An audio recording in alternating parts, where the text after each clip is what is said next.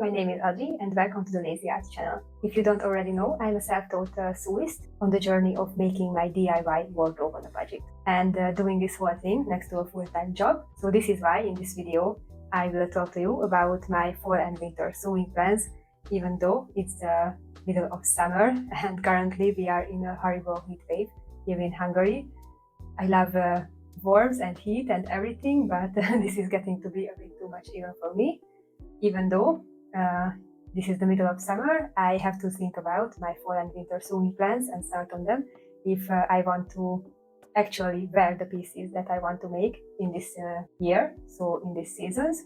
I believe that planning ahead can make sewing next to your other responsibilities, full-time work or full-time childcare or anything, much more doable. So if you plan ahead and you start thinking about and making your fall and winter wardrobe already in summer, you will have a better chance at actually finishing the pieces that you want to wear that season. But also, if you're from the Southern Hemisphere and looking for some current inspiration, then this video can be useful for you too. Although the main topic of this video is fall and winter sewing projects, I will have some summary projects too, because we will be visiting Vietnam at the end of February, so I still have to make some clothes for that journey too. And yeah, so if you're looking for some summer inspiration still, then this can be a useful video for you too.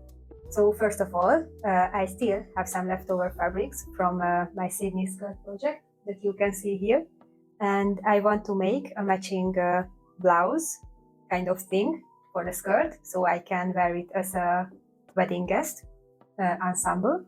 So this is a project that I have to make like in the next 2 weeks, because on the third week is the wedding that I want to attend in this pair of clothes. So I have to get going with that. It will be a self-drafted pattern, and on the screen you can see some inspiration that I'm like mixing together, and also I have some clothes right now that I like some features of and I will integrate into the pattern, and I hope I will have enough material for the design that I came up with. So yeah, that will be one of the next videos after this, so look out for that. And then for more fall and wintry projects, I will have another go at making turtlenecks. I already made one in white that you could see on my Instagram, which didn't turn out so good. I used a random sewing pattern for it, and I had to alter it already when sewing quite a bit, so I don't think I will use it again.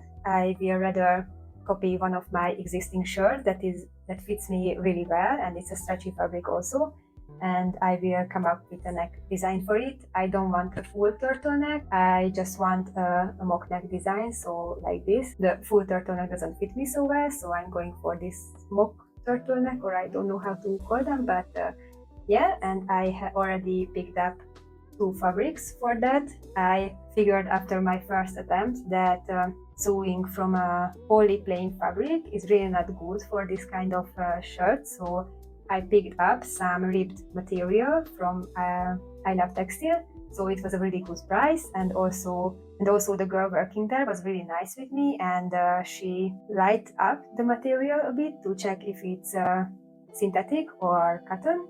And this one is a full cotton material.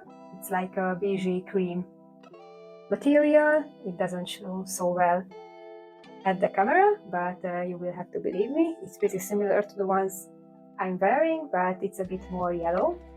So this is one I picked up, and this other one is probably a cotton poly blend, but it's still really soft, and because it's some part cotton, I hope it will be breathable. And it's a really nice olive green ribbed material, and it's really soft. So I'm looking forward to wearing the turtleneck I make from this, and maybe I will even do multiples, because I picked up enough material for 2 from each, I think, but maybe I will use them for another project.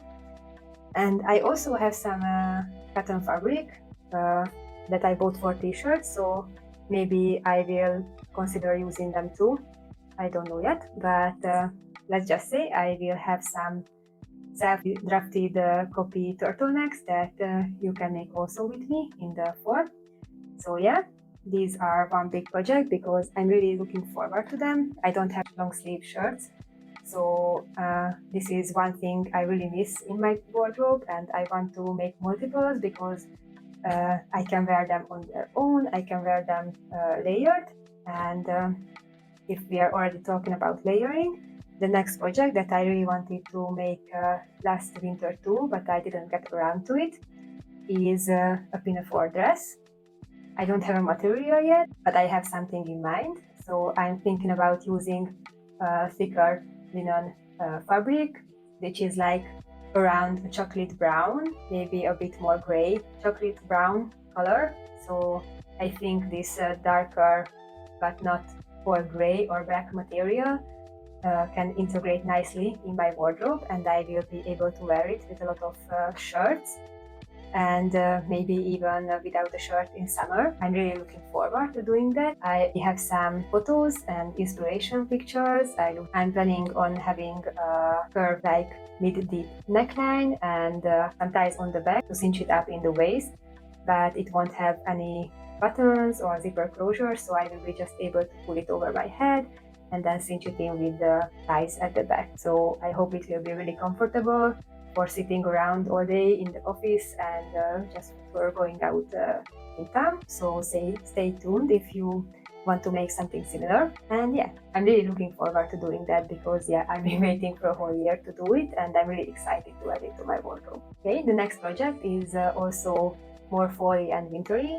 and I had a huge inspiration from one of my favorite YouTubers, Janelle from Rosary Apparel, who made the clover skirt pattern this summer, and she has a short version from corduroy fabric, and I just fell in love with it. It looks so nice, and I'm really prone to wear shorter skirts in winter because I have those really thick stockings that stretched out look sheer, but it's really furry and warm, and you can't get cold in them. So I really love to wear them in winter, but they look good with shorter skirts. So I'm planning on making a very similar skirt to Janelle's from my Sydney skirt pattern and making it with a button-up closure too, like she did. I think I'm still a bit conflicted on that. I have to decide if I want to make it with a zipper or a button-up version.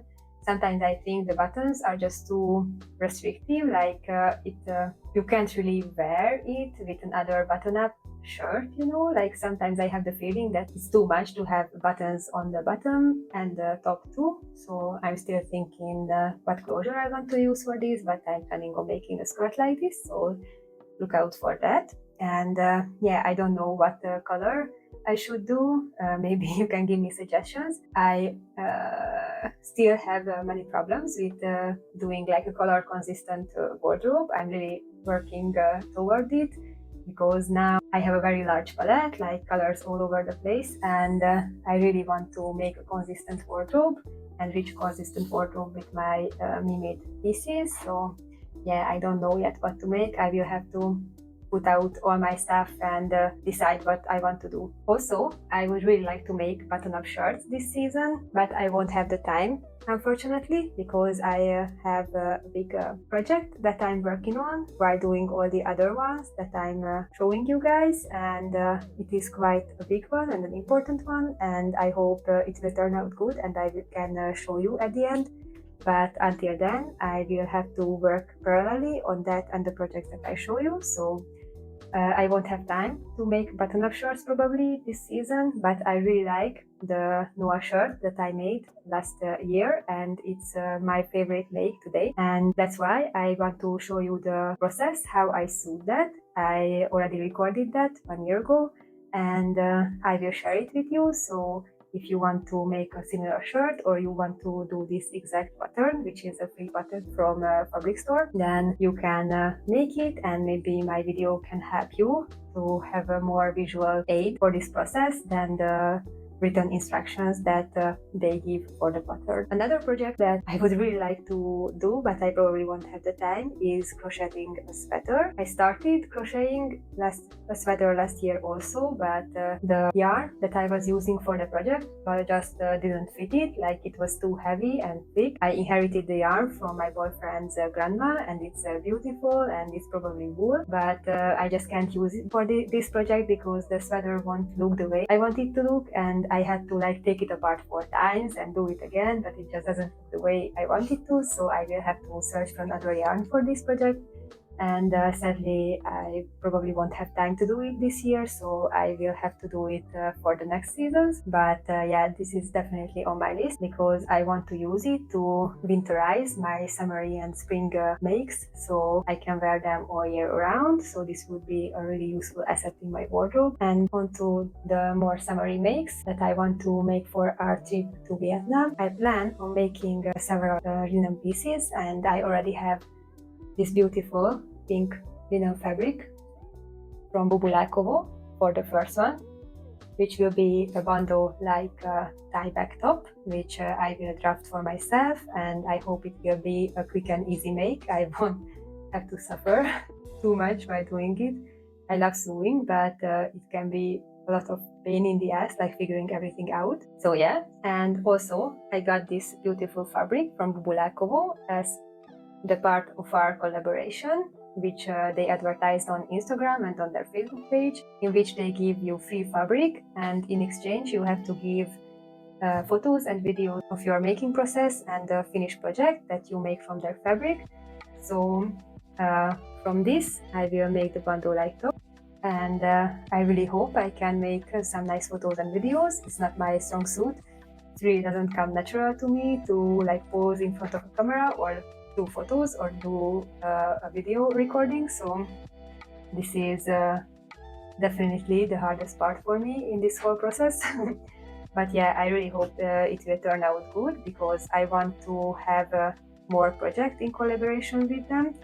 For example, the next pieces that I plan to make also for our Vietnam trip, and of course after that too, but I want it to be ready for that. Again, an ensemble of pants and top, and I plan on making an almost skirt looking wide leg pants and a tie up top, and I plan on using Jazz Dang's tutorial for these pieces. I already used one of her tutorials to make this cute flowery button-up dress, and I really like the tutorial, and I think she does beautiful pieces, so I'm eager to try out a few other ones. So I hope that this first collaboration will go well, because yeah, I really like Bubulakovo fabric. 3 of these makes actually are from Bubulakovo rayon, and only this floral piece is from a thrifted bedsheet. So yeah, I hope this will go well, and they will give me more material for the other 2 pieces that I plan to make from linen. Yeah, so these were all the projects that I plan on making this fall and winter season. I have the other project I already mentioned in parallel with all these that I'm making, and I really hope someday I can show that to you too. And if any of the projects caught your attention and maybe you would like to do them later on, then please subscribe so you wouldn't miss them. And if you like this video, let the algorithm know and hit the like button. Thank you for watching this video so far, and I will see you in the next one. Bye!